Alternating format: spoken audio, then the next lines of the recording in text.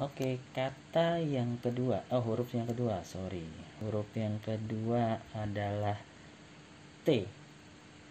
Oke, huruf kedua adalah T. Silakan kalian catat. Baik, untuk yang selanjutnya kita lanjut yang kedua.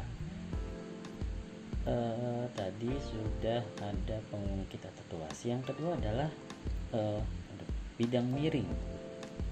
Yang kedua yang B adalah bidang miring. Bidang miring itu apa sih? Jadi bidang miring itu untuk mempermudahkan pekerjaan manusia. Sama misalnya ini ada mobil, misalnya ya mobil losbak gitu deh. Terus ada benda yang mau dinaikkan ke atas. Untuk mempermudah biasanya orang atau manusianya menggunakan papan yang miring. Ini adalah bidang miring. Jadi ketika kita tuliskan gambarannya seperti ini ada bidang miring, ini ada bebannya. Nah, ini ada ketinggian. Ada ketinggiannya adalah H. Dari kata height itu adalah tinggi. Terus di sini tentu saja ada bebannya, ini adalah W.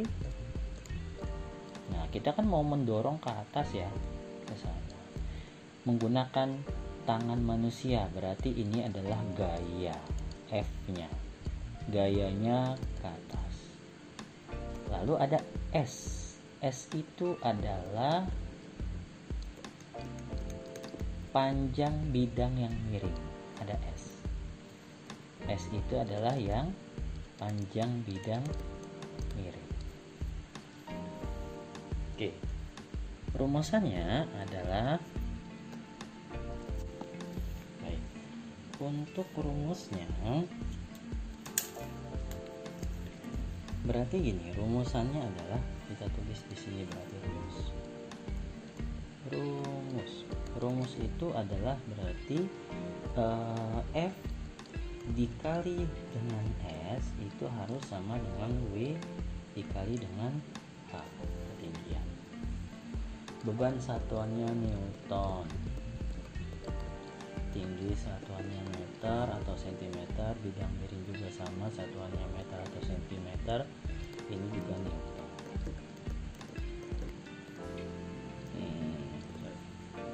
Oke, berarti ketika sama seperti tadi, ketika kita mau mencari F, kita mencari F nih, yang ditanya adalah F, berarti kali S-nya pindah melewati sama dengan yang di sebelah kanan sudah ada W dikali H. Sebentar, W ini ada expander masalah sedikit, kita pindah ke sini. Mencari F yang sebelah kanan sudah ada W kali H. S-nya ini pindah melewati sama dengan, jadi dibagi S. Sama. Ketika kita mau mencari W, di sebelah kiri sudah ada F kali S. Terus kalau kita mencari W berarti kali H-nya yang pindah melewati sama dengan, kali menjadi bagi H. Seperti itu semuanya. Jadi ketika kita mau mencari S juga sama, di sebelah kanan sudah ada W dikali H, berarti dibagi F. Ketika kita mau mencari H, berarti F dikali S dibagi W. Ini adalah rumusannya untuk yang bidang miring. Oke, kita lanjutkan. Yang ketiga, yang C itu tadi adalah katrol. Nah, katrol itu ada dua tipe. Yang pertama ada katrol tunggal atau katrol single.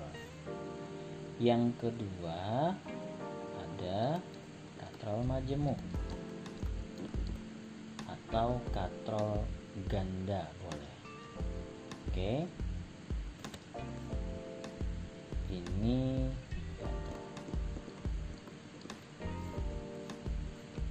satu lagi Ini ganda berarti 2 ya. Satu lagi adalah katrol majemuk. Kalau majemuk itu berarti lebih dari 2. Oke, katrol tunggal juga ada 2 tipe. Ada yang katrol tetap, ada yang katrol bergerak.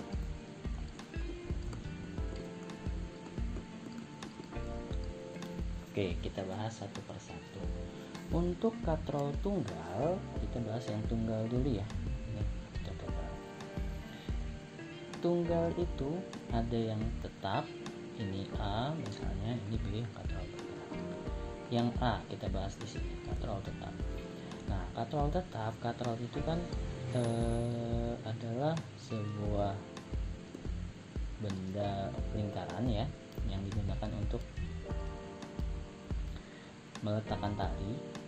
Sebentar, ini hapusannya.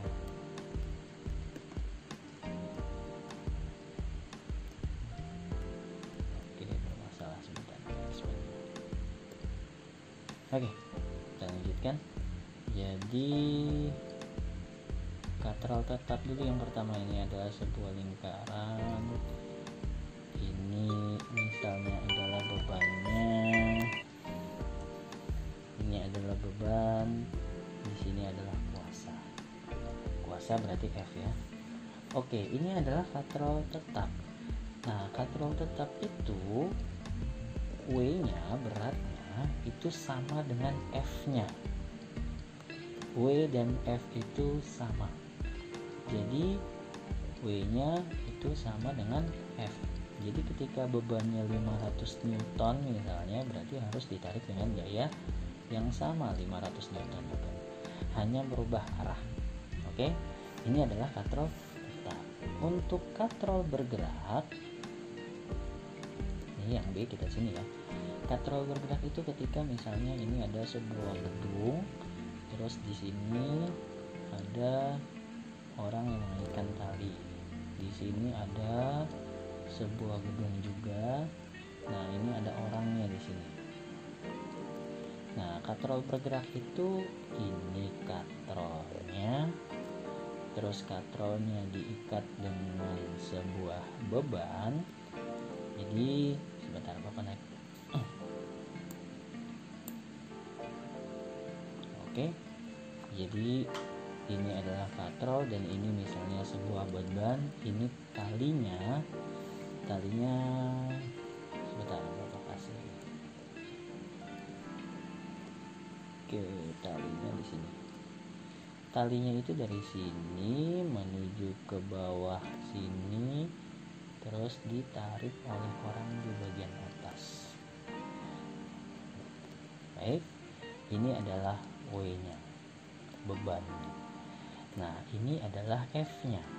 Nah, ini ketika orangnya menarik ke sana, berarti kan nanti katrolnya lama-lama bergerak ke atas. Itu namanya katrol bergerak. Khusus untuk katrol bergerak,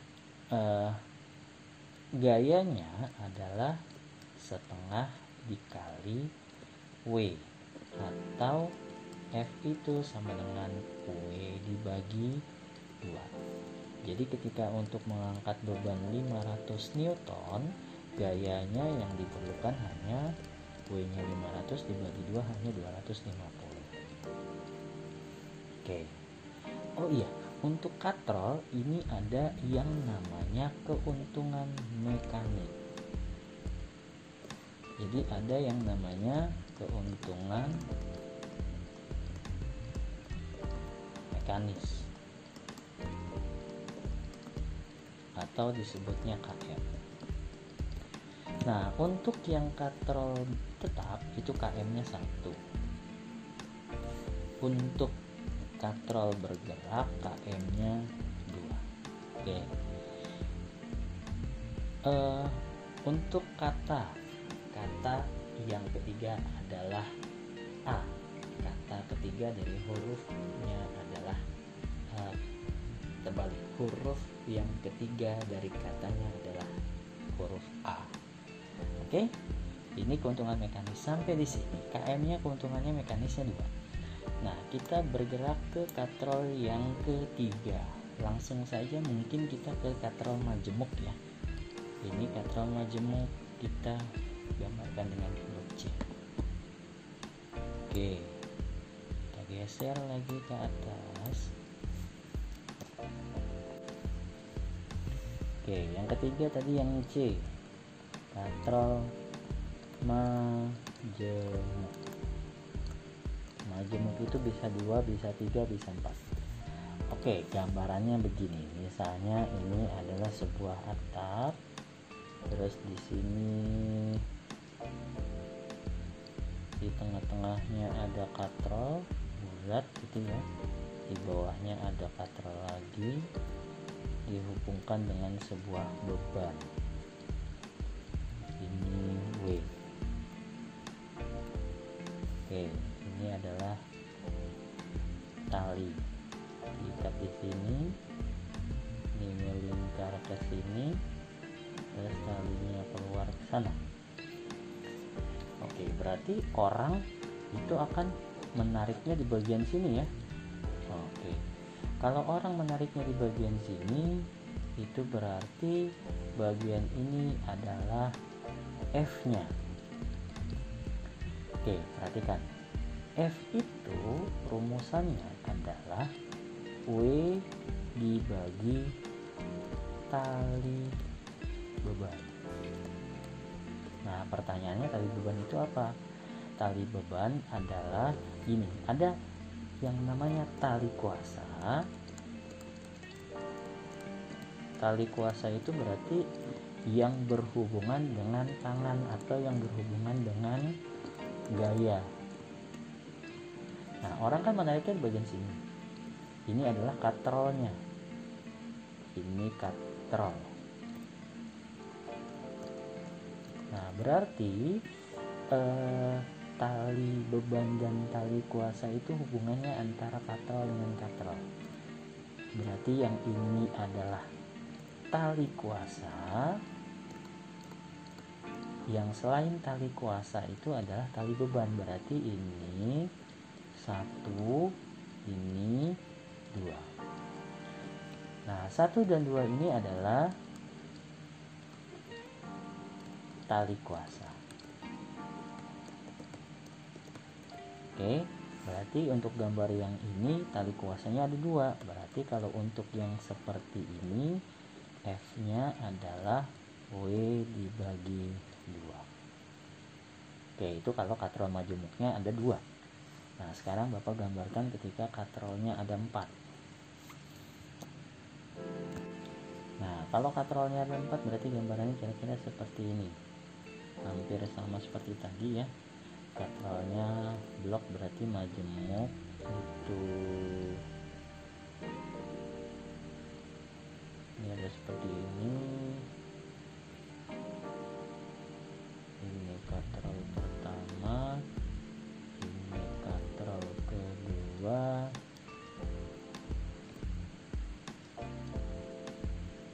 ini adalah pengaitnya. Yang bawahnya juga sama. Ini katrol pertama, katrol kedua dihubungkan dengan beban, atau di sini berarti adalah W. Ini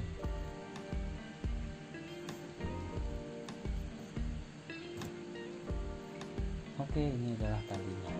Berarti talinya dari sini ke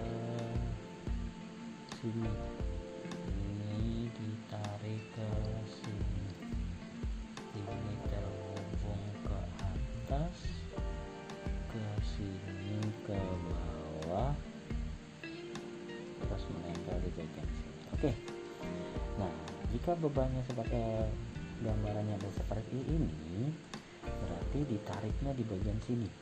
Ini adalah tali kuasa, berarti tali kuasa dari F ke katrol. Nah, berarti ini yang pertama, terus ada ini itu maksudnya dari katrol ya. Dari katrol ke katrol ini tali pertama, terus dari katrol ke katrol ini tali kedua.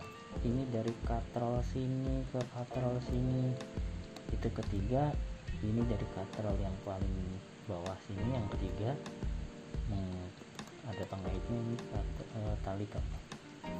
Nah, berarti kalau misalnya di sini ada beban 500 Newton, F-nya itu W dibagi tali beban. Nah, tali bebannya yang mana? Yang ini 1, 2, 3, dan 4. Ini adalah semuanya adalah tali beban. Berarti kalau F-nya berarti gaya yang dibutuhkan adalah W-nya 500, tali bebannya 4. Berarti gayanya hanya 125 Newton. Kira-kira seperti itu. Nah, tadi sama ya dengan yang ini ada KM. KM-nya itu adalah untuk katrol majemuk. Ini katrol majemuk, tali KM-nya adalah banyaknya tali beban. Berarti di sini untuk gambar yang ini dibagi dua, gambarnya kan beda. Ini KM-nya ada 2. Yang di sini berarti KM-nya, keuntungan mekanisnya adalah 4, sejumlah tali beban. Kalau ini tali bebannya kan, ini tali kuasa tadi ya, sorry. Ini ada yang harus dihapus. Ini bukan tali kuasa tapi tali beban. Nomor 1 yang ini dengan yang ini adalah tali beban. Oke, jadi untuk KM itu adalah banyaknya tali beban. Kita lihat garisnya. Ini KM-nya adalah banyaknya tali beban. Jadi untuk gambar yang sebelah sini itu tali bebannya 2, jadi KM-nya 2. Untuk gambar yang sebelah kanan KM-nya adalah 4. Itu adalah untuk katrol. Oke. Selanjutnya yang terakhir, yang keempat adalah tentang roda berporos. Roda berporos. Nah, roda berporos itu berarti yang ada hubungannya dengan roda, ada hubungannya dengan ban.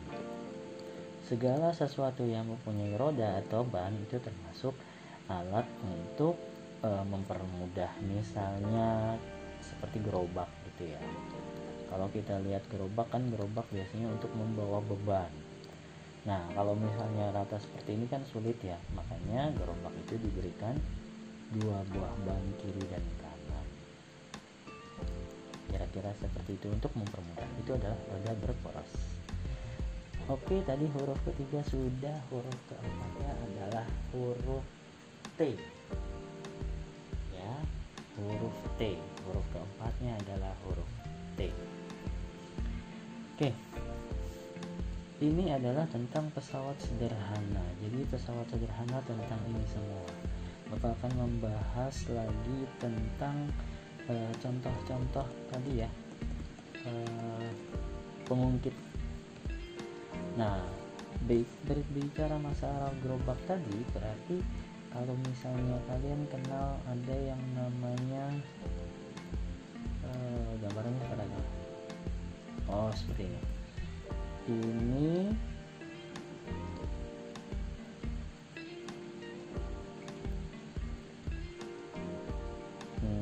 Kira-kira gambarannya kayak gini ya.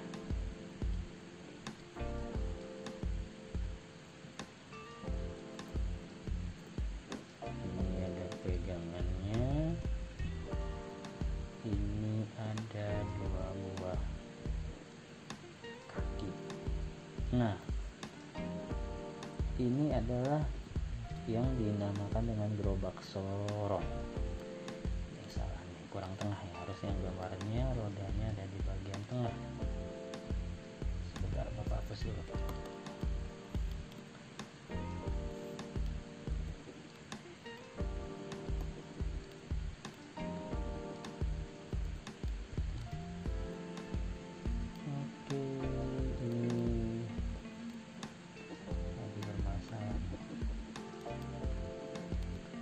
Oke, ini gabung, berarti ini kira-kira ada di bagian tengah-tengah sini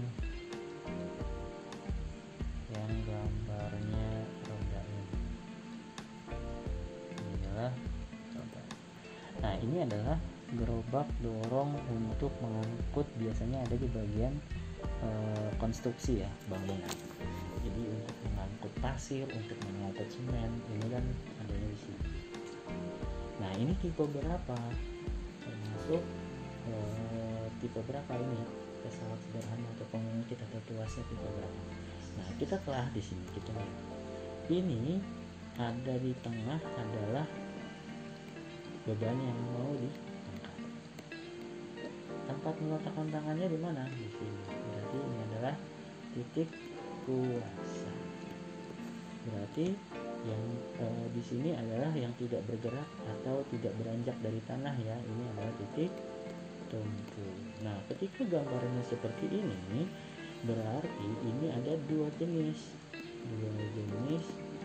pesawat sederhana. Yang pertama adalah pengungkit. Yang pertama adalah pengungkit, yaitu tipe yang bebannya di tengah aja, tipe berapa? Tipe 2 atau tipe 2 gini ya, boleh pakai Romawi, boleh pakai apa. Nah, yang kedua pesawat sederhananya adalah termasuk roda berporos juga. Koporong berporos. Oke. Jadi ini bisa termasuk, kalau roda berporos bisa termasuk pengungkit. Nah, contoh lain yang mau Bapak bahas adalah contoh bidang miring.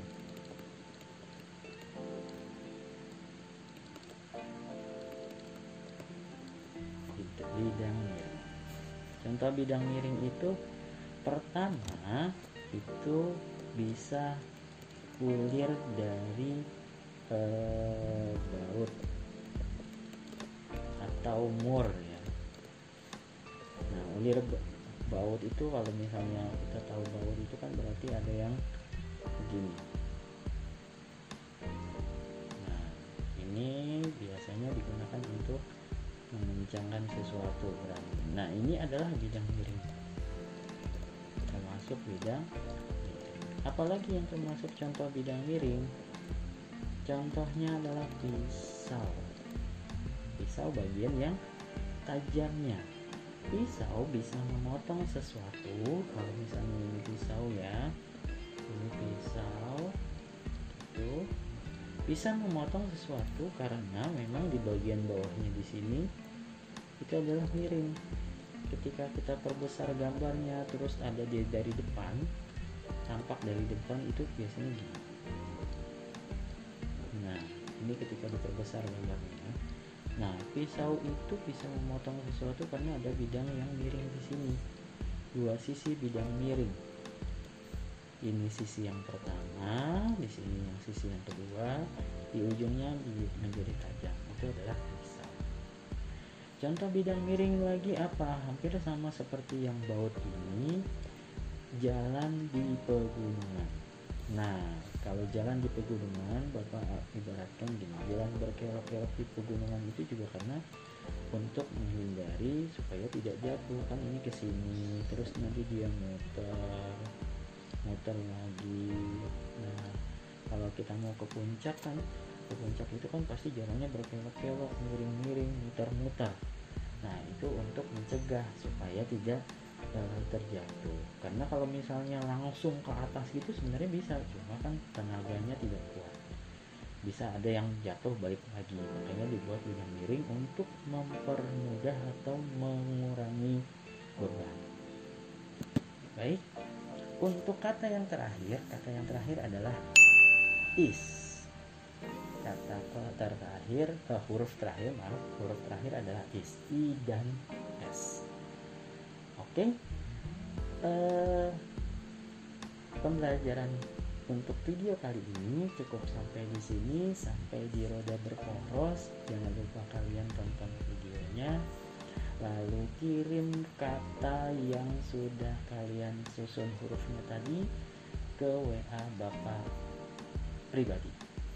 Baik, jangan sampai ada yang meng-share atau mengirimkannya ke WA grup, untuk pastikan kalian nonton. Oke, Silakan kalian nanti pelajari videonya, kalian tonton lagi, bisa di subscribe atau kalian komen di channel YouTube. Kurang lebihnya mohon maaf. Wabillahi taufik wal hidayah. Wassalamualaikum warahmatullahi wabarakatuh.